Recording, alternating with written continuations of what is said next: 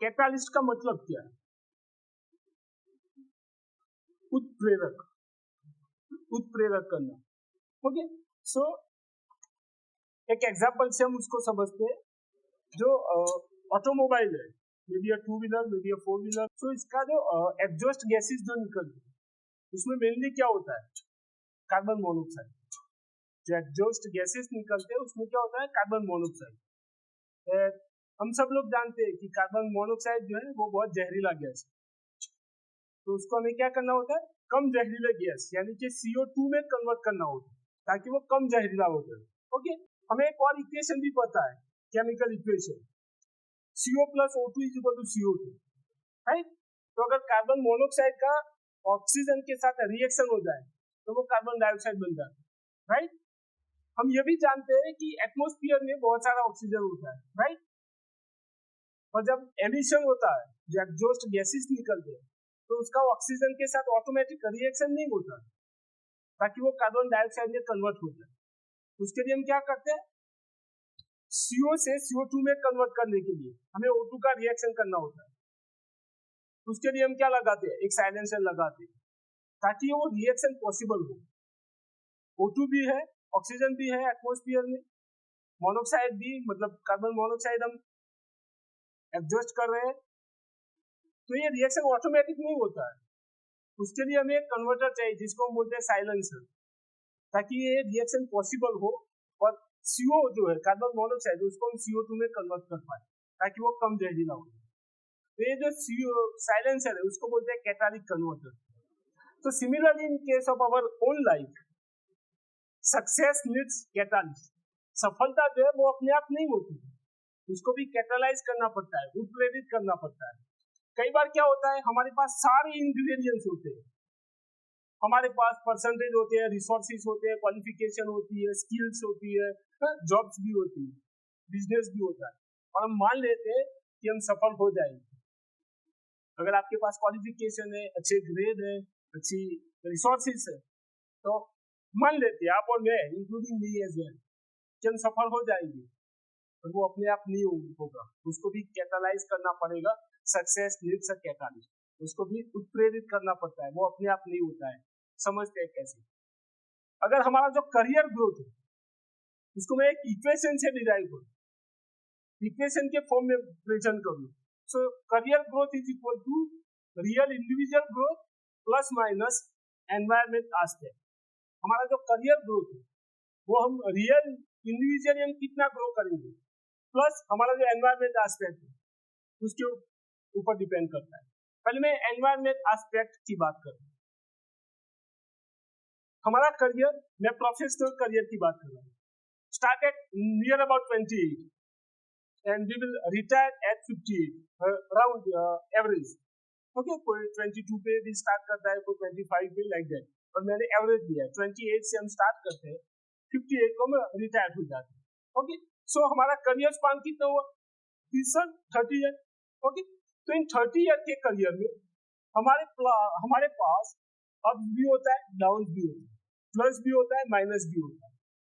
Up मतलब up side मतलब job easily मिल जाता है आप लोगों को, सैलरी भी अच्छी होती है, प्रमोशन भी ऑटोमेटिक हो जाता है with in the time, market condition भी अच्छी होती है, ये अप साइड है। सिमिलरली डाउन साइड भी होता है कि कभी कभी जॉब क्राइसिस भी आता है, कंपनी छोड़ दी, कंपनी बंद हो जाती है, तो जॉब दोबारा नहीं मिलती है, सैलरी का इश्यू आ जाता है, कंपनी में कुछ फाइनेंशियल प्रॉब्लम हो गई तो सैलरी का भी इश्यू आ जाता है, अपॉर्चुनिटी नहीं है, कोई प्रमोशन नहीं है, कोई आगे अपॉर्चुनिटी दिख नहीं रही है। ओके, मार्केट कभी कभी वीक हो जाता है। ओके, तो मोर और लेस ये दोनों ups and down nearly about equal हो। आप 30 साल का करियर स्पान देख लीजिए, इस 30 साल के करियर में आपके ups and down nearly same ही रहेंगे। अगर आप लकी पर्सन है तो आपके पास अप साइड ज्यादा होगी, डाउन साइड कम होगी, अगर आप लकी है तो। वही अगर आप अनलकी है तो आपके पास क्या होगा? डाउन साइड ज्यादा होगी, अप साइड कम होगी। बट मोर और less on an average both the side are nearly equal. am I right? दोनों ही साइड इक्वल रहेंगे मोर और लेस। कोई बंदा होगा स्पेसिफिक, उसमें अप ज्यादा होगा, कोई बंदा होगा उसमें डाउन ज्यादा होगा, और ऑन एन एवरेज ये जो एनवायरमेंट पैरामीटर है वो नियरली इक्वल नहीं। ओके, सो इन दैट अगर एनवायरमेंट पैरामीटर जो है जो हमने बताया वो सारे इक्वल है, सो हमारा करियर का जो इक्वेशन है career growth is equal to real individual growth plus minus environment aspect, up भी होता है डाउन भी होता है। तो ये क्या हो जाता है, not deciding factor. Environment aspect जो है वो आपके डिसाइडिंग फैक्टर नहीं है। आप बोल सकते मेरा बॉस अच्छा नहीं था, मेरी जो फ्रेंड सर्कल था, मेरा जो यूनिट था वो अच्छा नहीं था, उसमें जो मेरे कलीग थे वो सपोर्टिव नहीं थे, वो सारे जो पैरामीटर है जितने भी पैरामीटर है, मार्केट वीक हुआ, मार्केट डाउन हुआ, प्लस हुआ, सारे जो पैरामीटर है वो उतना अफेक्ट नहीं कर रहे हैं आपके career growth. Because environment aspect, कभी आपका बॉस अच्छा होगा तो नया बॉस आपको अच्छा नहीं लगेगा, आपके जो कलीग होंगे कभी आपको सपोर्टिंग होंगे, कभी आपको सपोर्ट नहीं करेंगे। तो नियरली अबाउट वो डिसाइडिंग फैक्टर नहीं है। सो एनवायरमेंट आप जितना भी पैरामीटर काउंट कर लो वो अफेक्ट नहीं करेगा आपकी लाइफ को, आपकी करियर ग्रोथ। तो ओनली क्या बचा, career growth is equal to real individual growth. आप इंडिविजुअली कितना ग्रो कर रहे हो वही आपका करियर ग्रोथ डिसाइड करेगा कि आप आपकी लाइफ में कितना ग्रोथ होगा, कितनी सक्सेस आपको मिलेगी, वो डिसाइड कौन करेगा कि आप इंडिविजुअली कितने ग्रो कर रहे हैं। You get what you deserve, आपको वही मिलेगा जो आप जिसके आप काबिल हो, जो आप डिजर्व करते हो वही आपको मिलेगा। मतलब आप कहने का मतलब कि आप इंडिविजुअल जितना ग्रो करेंगे उतना ही आपका करियर ग्रोथ होगा। Are you with me? Okay, so हम बात करते हैं कि रियल इंडिविजुअल ग्रोथ होता कैसे है। रियल इंडिविजुअल ग्रोथ होता कैसे है? सो रियल इंडिविजुअल ग्रोथ का मतलब है if you enhance the knowledge, skill and capability. अगर आप आपकी नॉलेज, आपकी स्किल, आपकी कैपेबिलिटी को एनहांस करते हो, इंक्रीज करते हो, तो आपका ग्रोथ होगा। रियल इंडिविजुअल ग्रोथ किसको बोलते हैं कि आप स्किल बढ़ाते हो, कुछ नया नया सीखते हो, आपकी नॉलेज बढ़ाते हो, जिस फील्ड में हो उस फील्ड की नॉलेज बढ़ाते हो, जिस कंपनी में हो उस कंपनी की नॉलेज एनहांस, मतलब पर्टिकुलर जो प्रोडक्ट है, जो काम आप कर रहे हो उसकी नॉलेज गेन कर रहे हो, एनहांस कर रहे हो, तो उसको बोलते हैं रियल इंडिविजुअल ग्रोथ। तो ये सारा मिला के क्या होता है, एक वर्ड अगर मुझे कहना है इन सबको मिला के तो क्या बोलते हैं, एक्सपीरियंस। अगर जितना ज्यादा एक्सपीरियंस होगा, एक्सपीरियंस का मतलब है knowledge, skill, capability, like that, तो आपका रियल इंडिविजुअल ग्रोथ होगा। अगर आपने ये एनहांस कर दिया तो आपका नेक्स्ट प्रमोशन, मतलब जो ग्रोथ है, करियर ग्रोथ, वो हो जाएगा। Right, again real individual growth is equal to experience. अगर आप एक्सपीरियंस करते हैं, मतलब बढ़ाते हैं नॉलेज, स्किल, कैपेबिलिटी, तो आपका ग्रोथ होगा। But what happen, most people assume that if they work hard and spend their year at work, then they are growing their knowledge, skill and capability. ज्यादातर लोग यही समझते हैं कि एक्सपीरियंस करना है, एक्सपीरियंस बढ़ाना है, नॉलेज बढ़ाना है, स्किल बढ़ाना है, तो क्या जरूरी है कि मैं ज्यादा देर तक काम करूंगा, ज्यादा सालों तक काम करूंगा, तो मेरा अनुभव, मेरा एक्सपीरियंस बढ़ जाएगा। मोस्ट पीपल अज्यूम दैट, ज्यादातर लोग यही कहते हैं कि मैं सालों तक काम करूंगा, बहुत देर तक काम करूंगा, तो मेरा नॉलेज, मेरा एक्सपीरियंस बढ़ जाएगा। तो दिस इज मिसकंसेप्शन, ये गलत फहमी है। अनुभव अपने आप नहीं होता है, it need to be catalysed. Experience जो है, नॉलेज जो है, स्किल जो है, कैपेबिलिटी है, वो अपने आप नहीं बढ़ती, उसको भी कैटलाइज करने की जरूरत होती। कैसे? Let's see. अगर मैं पूछूं कि how many year of experience do you have in walking and sleeping, आपको चलने का या सोने का कितने सालों का अनुभव है? आपको चलने का या सोने का कितने सालों का अनुभव है, या खाने का भी बोल दीजिए, कितने सालों का अनुभव है? कभी काउंट किया? कभी काउंट किया? जब बचपन में थे, जब चल रहे थे, चलना सीख रहे थे, उस वक्त हम काउंट करते थे। अभी काउंट किया किसी ने? कभी किसी ने ऐसा बोला कि मैं जितना चलूंगा उतना मेरा चलने का जो रिदम है वो अच्छा रहेगा, बेहतर बनेगा? कभी बोलते नहीं। Similar in case of sleeping, मैं ज्यादा देर तक सोता रहूंगा तो मेरी स्लीपिंग पैटर्न जो है, जो स्लिप क्वांटिटी है, क्वालिटी है, वो अच्छी रहेगी। कभी बोलते नहीं, वाई वही अगर उसके ऊपर वाई के ऊपर मैं बात दे रहा था, वही अगर मैं पूछूं कि how many year of experience do you have in teaching, marketing, finance, like that, जो भी है आपका प्रोफेशन, तो आप कहेंगे 2 साल, 3 साल, 5 साल, 7 साल, लाइक दैट, यस और नो? तो ऐसा तो क्या है? Because walking, sleeping and eating जो एक्टिविटी हम कर रहे हैं, उसके पीछे कोई लर्निंग मॉडल नहीं है, कोई लर्निंग मॉडल नहीं है। जैसे मैंने बताया कि हम कभी ये नहीं कहते हैं कि मैं जितना ज्यादा चलूंगा उतना मेरी चलने की जो रिदम है, जो पैटर्न है, वो अच्छी रहेगी। कभी बोलते हैं कोई लर्निंग नहीं है, उसके पीछे कोई लर्निंग नहीं है। वो सारा काम जो हम कर रहे हैं वो मैकेनिकली कर रहे हैं, just like machine, just like robot. कभी हम उसके पीछे लर्निंग नहीं है। वही अगर कोई एथलीट है जिसका टारगेट ओलंपिक में गोल्ड मेडल की, तो उसके लिए जो चलना है वो क्या हो जाएगा? लर्निंग मॉडल होगा। वो अपने चलने की पैटर्न को रिव्यू भी करेगा, मेजर भी करेगा, टारगेट भी करेगा।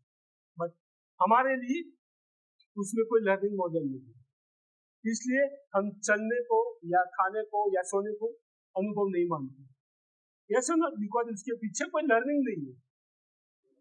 और अनुभव को हमने एक ही पैरामीटर से मेजर किया है। किस पैरामीटर से? टाइम के साथ, कि इसके पास 10 साल का अनुभव है, इसके पास 15 साल का अनुभव है, इसके पास 5 साल का अनुभव है। तो अगर 2 बंदे हैं, एक के पास 10 साल का अनुभव है, दूसरा जो बंदा है उसके पास 15 साल का अनुभव है, किसके पास ज्यादा स्किल होगी, नॉलेज होगा, कैपेबिलिटी होगी? एक बंदा है 10 साल है, एक्सपीरियंस है, अनुभव है, दूसरा जो है उसके पास 15 साल का है। तो किसके पास ज्यादा नॉलेज होगा, स्किल्स होगी, कैपेबिलिटी होगी? मेजोरिटी हम क्या बोलते हैं? 15 साल वाले के पास। यस और नो? कि जिसके पास ज्यादा अनुभव है इन टर्म्स ऑफ टाइम, उसके पास ज्यादा नॉलेज होगा, ज्यादा स्किल होगी, ज्यादा कैपेबिलिटी होगी। यस और नो? पर क्या होगा अगर इस बंदे के पास जो 15 साल का अनुभव है, उसने जितना भी काम किया 15 साल वो मैकेनिकली किया है? हो सकता है ना कि उसने 15 साल तो टाइम स्पेंड किया है, और जो काम किया वो पूरा काम मैकेनिकली किया है, without associating the learning model. कोई लर्निंग मॉडल को साथ में रखा ही नहीं है और वो काम किया है, तो क्या होगा? वही अगर ये 10 साल वाला जो बंदा है, उसने जो काम किया है उसमें हर एक स्टेज पे, हर एक पॉइंट पे लर्निंग मॉडल को साथ में रख के काम किया है, क्या होगा? किसका अनुभव, किसका नॉलेज, किसकी स्किल ज्यादा होगी? 10 साल वाले की। यस और नॉट? सो मैकेनिकली किया है तो बिग एल्गोरिथम में अनुभव के एक और नाम देता हूं, algorithm, in terms of our technical knowledge, algorithm. तो उसका एल्गोरिथम क्या होगा? मैकेनिकली किया तो कोई काम किया है, टाइम स्पेंड किया है, लर्निंग कुछ नहीं है, नॉलेज कुछ नहीं है, स्किल कुछ नहीं है, सीखा कुछ नहीं है, तो उसका एल्गोरिथम क्या रहेगा? वीक रहेगा, वेरी पुअर एल्गोरिथम। वही अगर लर्निंग को साथ रख के किया है तो इसका एल्गोरिथम क्या हो जाएगा? Very strong algorithm, right? तो कहने का मतलब है time does not become experience by itself. समय अपने आप अनुभव नहीं बनता है, समय अपने आप अनुभव नहीं बनता है, उसको भी क्या करना पड़ता है? कैटलाइज करना पड़ता है, उसको भी उत्प्रेरित करना पड़ता है, तब जाके वो एक्सपीरियंस बनता है। तो एक्सपीरियंस अगर लेस वीक एल्गोरिथम है तो आपके पास नॉलेज नहीं है, आपके पास स्किल नहीं है, आपके पास कैपेबिलिटी नहीं है, आपके पास कैपेसिटी नहीं है, आपके पास एबिलिटी नहीं है, तो आपका जो सक्सेस रहेगा, जो सक्सेस होगा वो भी क्या रहेगा? Less success. वही अगर आपका स्ट्रॉन्ग एल्गोरिथम है, बहुत अच्छा नॉलेज है, स्किल है, कैपेबिलिटी है, एबिलिटी है, तो आपका सक्सेस भी क्या रहेगा? More successful you are. So उसके लिए टाइम को एक्सपीरियंस में कन्वर्ट करने के लिए, स्ट्रॉन्ग एल्गोरिथम बनाने के लिए एक मॉडल है जिसको बोलते हैं TMR model, target, measure and review. TMR model, आप जो भी काम कर रहे हो उसमें टीएमआर मॉडल अप्लाई कीजिए, तब जाके आपका जो काम है वो एक्सपीरियंस में काउंट होगा। मतलब कि आप जो काम कर रहे हो उसका टारगेट रखिए, जो काम कर रहे हो उसको मेजर कीजिए, जो काम करे उसको रिव्यू भी कीजिए, तब जाके आपका जो काम है आपने जो टाइम स्पेंड किया है वो अनुभव काउंट हुआ, अदरवाइज नो। तो ये TMR मॉडल है। नेक्स्ट बात आती है कि आपका अल्गोरिदम तो स्ट्रॉन्ग हो गया, दैट्स इट, आपने TMR मॉडल अप्लाई कर दिया, आपका अल्गोरिदम स्ट्रॉन्ग हो गया, you have a very good strong algorithm, good experience, you have a good knowledge, you have a good skill, you have a very good capability, सारी चीजें आपके पास है। Even though that you need some another parameter, and that parameter is called the productivity. Success is equal to strong algorithm into multiplication, productivity. जो सफलता है ये दोनों का मल्टीप्लिकेशन है। अब रियल इंडिविजुअल ग्रोथ तो हो गया आपका, उसके बाद क्या चीज मैटर करती है? वो मैटर करती है आपकी productivity, and this productivity are in the multiplication of the strong algorithm. Algorithm के साथ मल्टीप्लिकेशन में है। So success is equal to strong algorithm. Algorithm तो है आपके पास, आपने नॉलेज एनहांस कर दिया, स्किल आ गई, सब कुछ है, पर अगर आपकी प्रोडक्टिविटी नहीं है तो एक सीनियर लेवल पे आप असफल हो जाएंगे। कैसे समझते हैं? अगर आपके पास स्ट्रॉन्ग अल्गोरिथम है बट पुअर प्रोडक्टिविटी है तो आपका सक्सेस भी क्या रहेगा? मॉडरेटली मिडिल लेवल का सक्सेस। सिमिलरली अगर आपका अल्गोरिथम वीक है, प्रोडक्टिविटी हाई है, तो उस केस में भी आपका जो सक्सेस रहेगा वो मॉडरेटली रहेगा, मिडिल लेवल का ही रहेगा। हाईली सक्सेसफुल होने के लिए you need both the things, weak strong algorithm plus high productivity. आपको दोनों ही चीजें अच्छी चाहिए, प्रोडक्टिविटी भी अच्छी होनी चाहिए एंड आपका अल्गोरिथम भी अच्छा होना चाहिए। Why productivity matter a lot? Why productivity? Productivity क्यों जरूरी है? तो जब आप सीनियर लेवल पे पहुंचते हैं, दो चीजें चेंज हो जाती है। एट सीनियर लेवल पे फर्स्ट है कॉम्प्लेक्सिटी ऑफ द प्रॉब्लम की जटिलता, कॉम्प्लेक्सिटी, एंड सेकंड है नंबर ऑफ प्रॉब्लम। जब आप सीनियर लेवल पे पहुंचते हैं, आप स्टार्ट कर रहे हो जॉब सुपरवाइजर से या असिस्टेंट मैनेजर से, then manager, then department head, then general manager. जब आप सीनियर लेवल पे जनरल मैनेजर पे या चेयरमैन पे आ जाते हो या CEO या मैनेजिंग डायरेक्टर, कुछ सीनियर लेवल पे आ जाते हो तो दो चीजें चेंज हो जाती है। एक हो जाती है complexity of problem and second one की number of problem. Complexity of problem को सॉल्व करने के लिए आपका स्ट्रॉन्ग अल्गोरिथम जो है वो हेल्प करेगा। अगर आपके पास स्ट्रॉन्ग अल्गोरिथम है, बहुत सारा नॉलेज है, एक्सपीरियंस है, तो वो आपको हेल्प करेगा to solve the complexity of the problem. जो प्रॉब्लम है उसको सॉल्व करने में आपका नॉलेज ही काम आएगा, मतलब कि आपकी स्किल, नॉलेज, मतलब एक्सपीरियंस या अल्गोरिथम वही काम आएगा। But number of problem solve करने के लिए यू नीड प्रोडक्टिविटी। अगर आपके पास हाई लेवल की प्रोडक्टिविटी है तभी आप नंबर ऑफ प्रॉब्लम को सॉल्व कर पाएंगे। अगर प्रोडक्टिविटी अच्छी नहीं है तो आप इसको तो सॉल्व कर पाएंगे, complexity of problem, but number of problem आप सॉल्व नहीं कर पाएंगे। सीनियर लेवल पे जाते काम नहीं करना होता है, सजेशन ही देना होता है, इश्यू जो आ रहे हैं कंपनी में, डिपार्टमेंट में, उसको ही सॉल्व करना होता है। Number of problem is going to increase. In our college हमारे लेवल में क्या प्रॉब्लम होता है? आप लोगों का और प्रिंसिपल के लिए, सारे बच्चों का, सारे फैकल्टीज का, सारे स्टाफ मेंबर इनका, सारे जो एसोसिएटेड स्टेक होल्डर है उन सबका प्रॉब्लम वहां पे जाना। तो सर के पास नंबर ऑफ प्रॉब्लम है, तो वो प्रॉब्लम सॉल्व करने के लिए आपके पास हाई लेवल की प्रोडक्टिविटी है। प्रोडक्टिविटी अच्छी नहीं है तो you can't solve the problem. अगर आपकी प्रोडक्टिविटी हाई नहीं है, अच्छी नहीं है, तो आप दिन में 1-2 इश्यू सॉल्व कर पाएंगे, not more than that. And at senior level number of problem आते हैं, बहुत सारे प्रॉब्लम आएंगे। सो सीनियर लेवल पे आपको प्रोडक्टिविटी की जरूरत पड़ेगी। So productivity again does not increase by itself. Productivity भी अपने आप नहीं बढ़ती है, उसको भी कैटालाइज करना पड़ता है। कैसे करते हैं? हाउ अ प्रोडक्टिविटी, कैसे करेंगे प्रोडक्टिविटी को कैटालाइज, इंक्रीज कैसे करेंगे? एक है circle of influence and second is the rock first method. दो मेथड्स है, बहुत सारी है। प्रोडक्टिविटी का मतलब है टाइम मैनेजमेंट। अगर मैं सॉफ्ट वर्ड में कहूँ तो टाइम मैनेजमेंट, प्रोडक्टिविटी का मतलब है टाइम मैनेजमेंट। टाइम मैनेजमेंट कैसे करेंगे? सो मैं यहाँ पे दो ही चीजें बता रहा हूँ, बहुत सारी टिप्स है, उसके ऊपर मैं डीप में नहीं जा रहा हूँ। एक है circle of influence and second one the rock first method. ये जो मेथड है सर्कल ऑफ इन्फ्लुएंस, ये जो एक one more book is there, 7 habits of highly effective people, बहुत ही पॉपुलर है, मिलियंस ऑफ कॉपी सोल्ड हुई, मिलियंस ऑफ कॉपी। उसमें ये चीज बहुत अच्छी तरह समझाइए। सर्कल ऑफ इन्फ्लुएंस का मतलब है circle of influence and circle of concern. आप जिस चीज को कंट्रोल कर सकते हो, जिस काम को आप कंट्रोल कर सकते हो, उसको बोलते हैं, वो आ रहा है सर्कल ऑफ इन्फ्लुएंस के केस। और कुछ ऐसे डिसीजन होते हैं, कुछ ऐसे काम होते हैं जिसको आप कंट्रोल नहीं कर पा रहे, जिसको आप चेंज नहीं कर सकते, उसको बोलते हैं सर्कल ऑफ कंसर्न।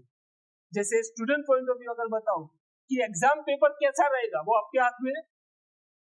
किसी भी सब्जेक्ट का एग्जाम पेपर कैसा रहेगा, वो आपके हाथ में। किस चैप्टर में से कौन सा क्वेश्चन आएगा, वो आपके हाथ में नहीं है, तो वो आपके सर्कल ऑफ कंसर्न में है।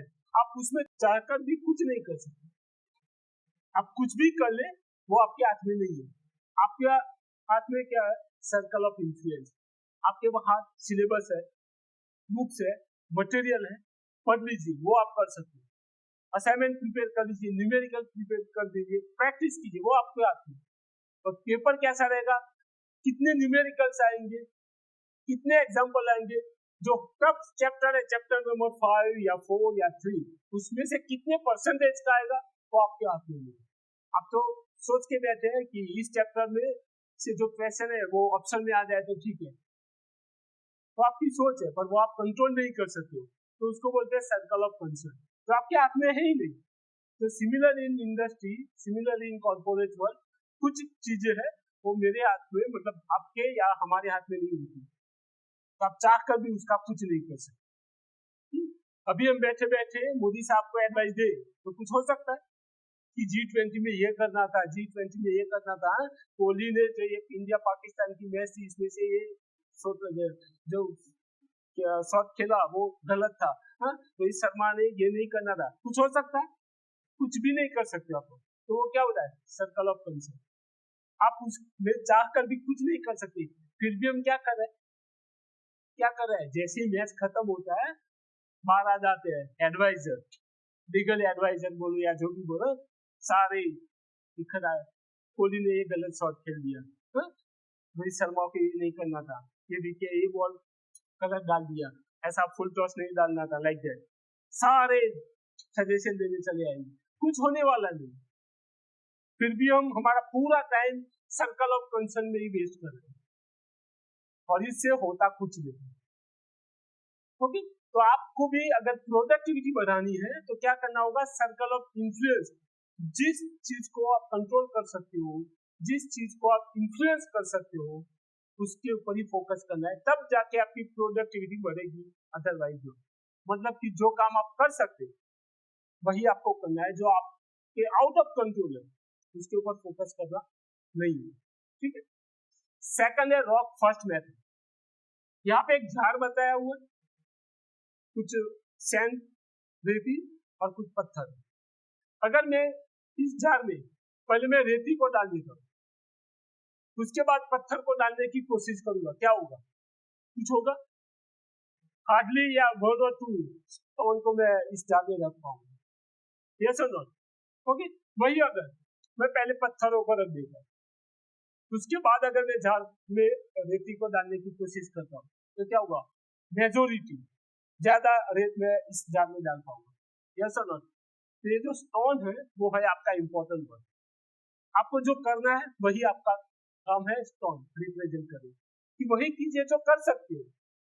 आप अगर अनप्रोडक्टिव, जो जरूरी नहीं है उस चीजों के ऊपर फोकस करते हो, वही काम आप कर रहे हो, तो जो इंपॉर्टेंट काम है वो आप नहीं कर पाए। अगर आप पहले रेत को डाल देते तो आप जो स्टोन है, पत्थर जो है, जो इंपॉर्टेंट काम है आपके लिए, वो आप नहीं कर पाएंगे।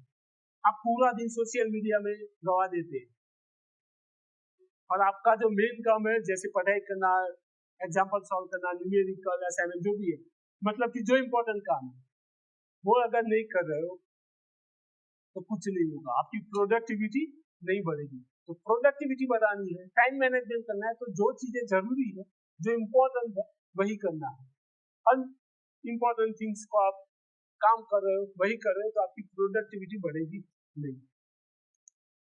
And third factor is win where it matters. क्या मतलब है? जहां जरूरी है वहां ही जीतिए, हर जगह जीतने की जरूरत नहीं है, हर जगह फर्स्ट लाने की जरूरत नहीं है, जहां पे जरूरत है वहां पर ही फर्स्ट लाइए। सोशल मीडिया में कोई गेम ऑनलाइन खेल रहे वहां पे फर्स्ट लेके भी आ गए तो क्या फायदा? कुछ फायदा होगा? Okay, no doubt, just for a fun entertainment के लिए it's a good thing, but वहां पे फर्स्ट आके आप सोशल मीडिया पे शेयर कर रहे हो कि I have won the gold medal या security first rank in this so and so game, क्या इफेक्ट होगा? कुछ नहीं। सो विन वेयर इट मैटर, जहां पे जरूरी है वहां पर ही जीतिए। मैं करियर के ऊपर आ रहा हूँ, 28 से हम स्टार्ट कर रहे हैं, 58 को हम रिटायर हो जाते हैं, तो टोटल करियर स्पैन है हमारा 30 year. In most of the case your whole 30-year career span is divided into two halves. आप जिन लोगों का आपके पास आपके पेरेंट्स हो सकते हैं, आपके रिलेटिव हो सकते हैं, आपके फ्रेंड्स हो सकते हैं, हाँ, देख लीजिएगा उनका टोटल करियर स्पान होगा, उसमें दो पार्ट होंगे, first half and second half. जरूरी नहीं है दोनों पार्ट इक्वल हो, 50-50 हो, 60-40 भी हो सकता है, 40-60 भी हो सकता है, 20-80 भी हो सकता है, 30-70 भी हो सकता है, 70-30 भी हो सकता है, राइट? 60-40, 40-20 कुछ भी हो सकता है, बट दो पार्ट होंगे। The most significant career achievements are often in the second half of the career. आपके करियर का जो मोस्ट सिग्निफिकेंट अचीवमेंट है वो आपके सेकंड हाफ में ही होगा। फर्स्ट हाफ में तो आप सारे लोग सक्सेसफुल हैं, जब आप आपका ग्रेजुएशन कंप्लीट करेंगे सबको जॉब मिल जाएगी, नो डाउट, किसी को पहले मिल जाएगी 1 या 2 साल बाद, किसी को मिल जाएगी, और सारे लोग सक्सेस हो जाएंगे, वो फिक्स है, सिर्फ तारीख बाकी, डेट बाकी है, बाकी सब लोग सक्सेस होने वाले हैं। तो मतलब कि फर्स्ट हाफ में सब लोग सक्सेसफुल, और जो सेकंड हाफ में जो सक्सेस जहां पे डिफरेंस ज्यादा होगा उस हाफ में सक्सेस ऑटोमेटिक नहीं होगा। आप सबको जॉब मिल जाएगी, सबकी सैलरी भी 30,000, 40,000, 50,000 के नियर अबाउट होगी, दैट्स इट। और जो डिफरेंस होगा वो बहुत ही कम, 5 to 7,000 या 10,000। बट जो सेकंड हाफ जो है उसमें जो डिफरेंस होगा वो अराउंड इन टर्म्स ऑफ 50,000 या 1 लाख, 1.5 लाख लाइक है। तो most significant or more significant career achievement are often in the second half of the career. Second half में सफलता में डिफरेंस आएगा, वही मेजर अचीवमेंट है। Most people succeed in the first half of the career. बहुत सब लोग, मैं तो सब लोग बोल रहा हूँ, सब लोग अपने फर्स्ट हाफ में जो सक्सेस होंगे, very few in the second half, और सेकंड हाफ में बहुत ही कम, and the ratio is 95-5। In the first half सारे लोग सक्सेस होंगे 100%, but in the second half only 5%, और वहां पे इफेक्ट जो होगा वो बहुत ज्यादा होगा। सेकंड हाफ में जो सफलता होगी उसका जो इफेक्ट होगा वो बहुत ही ज्यादा होगा। So success in the second half does not happen by itself. तो सेकंड हाफ में भी जो सफलता है वो अपने आप नहीं होगी, उसको भी क्या करना पड़ता है, कैटालाइज करना पड़ता है। कैसे? So what are you managing in the first half? जब आप करियर स्टार्ट कर रहे हो, जो फर्स्ट हाफ है आपका, उसमें आप क्या मैनेज कर रहे हो? आप are you managing your first half to succeed in the first half? आप आपके पहले भाग को मैनेज कर रहे हो पहले भाग में सफलता के लिए, या are you managing your first half to succeed in the second half? कि आप आपका जो फर्स्ट हाफ है उसको मैनेज कर रहे हो सेकंड हाफ में सक्सेस पाने के लिए। दो चीजें, पहले भाग जब आप करियर स्टार्ट कर रहे हो तो वो जो पहला पार्ट है उसमें सफलता पाने के लिए उसको मैनेज कर रहे हो, या आपका जो फर्स्ट हाफ है उसको मैनेज कर रहे हो कि आप इन फ्यूचर जो टारगेट है वहां पर पहुंच सकते हैं। फर्स्ट हाफ में होता है क्या, रेट कॉम्पिटिशन, जिसको बोलते हैं चूहा दौड़। फर्स्ट हाफ में क्या करते हैं, मेरा कलीग है उसको मैं किसी भी तरफ पीछे छोड़, मेरा जो हेड है उसको मैं किसी भी तरफ पीछे छोड़, तो चूहा दौड़ बोलते हैं। हम उसको ही मैनेज कर रहे हैं, फर्स्ट हाफ को ही मैनेज कर रहे हैं किसी भी तरह इस साल मेरा employee of the month, employee of the year भी नाम आ जाए, किसी भी तरह। So we are managing our first half to succeed in the first half. हम फर्स्ट हाफ को ही मैनेज कर रहे हैं और उसी में सफलता पा रहे हैं। पर our target should be to manage the first half to succeed in the second half. जब आपका टारगेट ये हो जाएगा तभी आप सेकंड हाफ में सफल हो पाएंगे, अदरवाइज नॉट। अदरवाइज आप करते ही रहेंगे चूहा दौड़, हर रोज कंपटीशन अपने कलीग के साथ, अपने को वर्कर के साथ, और हम बोलेंगे कि हमने अचीवमेंट कर लिया है। और 5 साल या 10 साल या 20 साल के बाद आपको पता चलेगा कि वो कहाँ पहुंच गया, हम तो वही रहे। एंड नॉट, एक और चीज होती है कि हमें नॉलेज ही नहीं होता है कि ऐसा कुछ होता है कि second half and first half. So lack of knowledge and the guidance, ऐसा कोई गाइडेंस देने वाला भी नहीं होता है, कोई नॉलेज भी नहीं होता है कि ऐसा कुछ होता है कि सेकंड हाफ की सफलता के लिए पहले आपको मैनेज करना होता है, और पहले आपने अगर हम मैनेज करते रहे तो पहले आप में सक्सेस रहेंगे, कुछ डिफरेंस नहीं होगा। तो ये बताने वाला कोई नहीं होता, कोई गाइडेंस नहीं होता। सो फर्स्ट हाफ को मैनेज करने के लिए और सेकंड हाफ में सफलता का पाने के लिए एक है, बहुत सारे थे जो रिलेटेड नहीं है आपके लिए, इसलिए मैंने यहाँ पे नहीं रखा है। एक ही है जो रखा है, depth over the width. Depth over the width क्या मतलब हो सकता है? डेप्थ ओवर द विड्थ, मैंने कुछ फिगर भी रखा है। Depth over the width,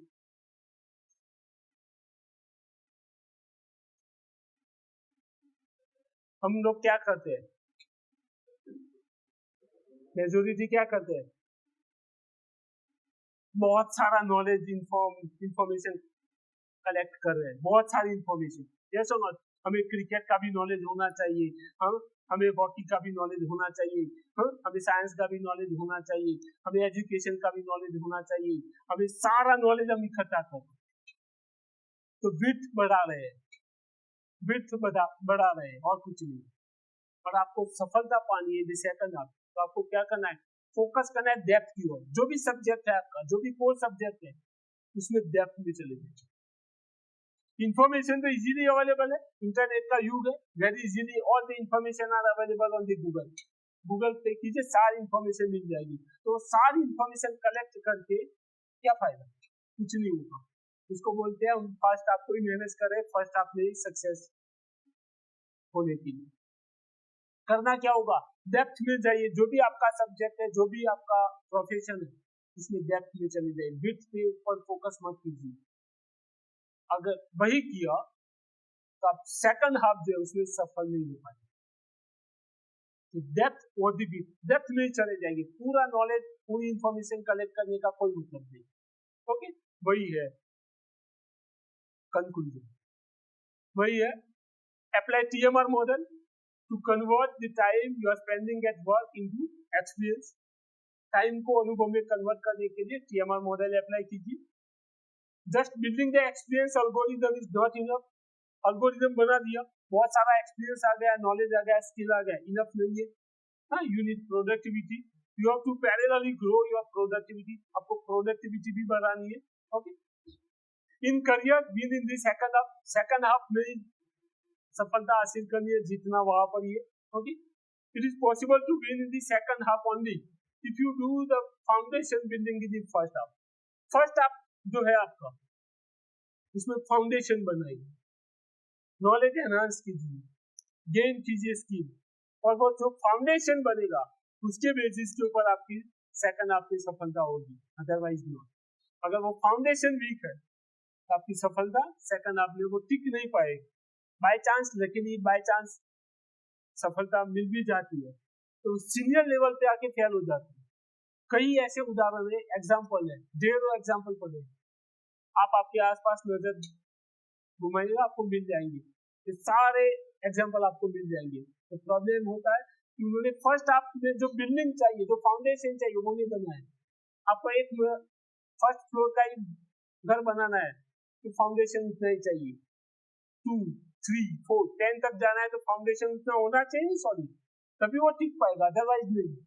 okay, तो वो फाउंडेशन सॉलिड होना चाहिए, आपका फर्स्ट हाफ उतना मजबूत होना चाहिए। And to do foundation building in the first half make career choice that focus on depth में जाना है तभी वो पॉसिबल होगा. अदरवाइज अगर आप विड्थ बढ़ा रहे हो, बहुत सारा इंफॉर्मेशन कलेक्ट कर रहे हो, तो वो कुछ एडवांटेज नहीं है. राइट? So thank you.